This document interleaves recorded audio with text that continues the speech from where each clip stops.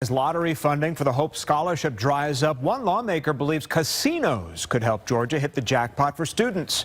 Today, members of the House of Representatives held a hearing on a bill that would open the door for casino resorts in our state. But as Fox 5's Claire Sims reports tonight from the state capitol, some say casinos are the only ones who ever truly win. Supporters of the bill say it would bring in an estimated $300 million in economic impact, most of that going to Georgia's Hope Scholarship and the Hope Grant. But people who oppose the bill say when it comes to casinos, education always loses. Slot machines, video poker, and millions for education. That's what Representative Ron Stevens says his bill would mean to the state of Georgia.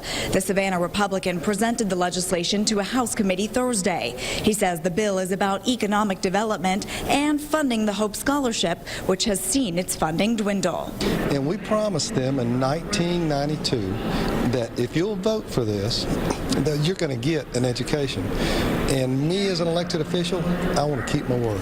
Under Stevens' legislation, the state would issue just 4 licenses for casino resort facilities, 2 in Metro Atlanta and 2 more in the rest of the state.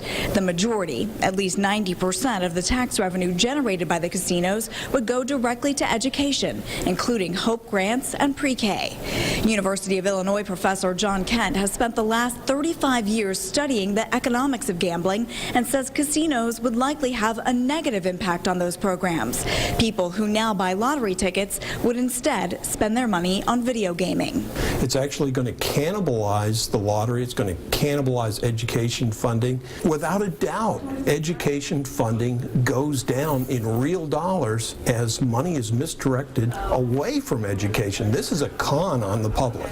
But Stevens stands by his legislation and believes that Georgians will too. If lawmakers approve the measure, voters would have to pass a statewide referendum to amend Georgia's constitution to allow for casinos. Then local governments would also have to give the okay before a developer could move in. I would predict that it would pass, and this is going to shock some people, probably 70% once it gets out to the general public on a statewide vote. Some lawmakers have suggested that the tax revenue should instead go to health care, but Stevens says that idea just doesn't connect the dots for him.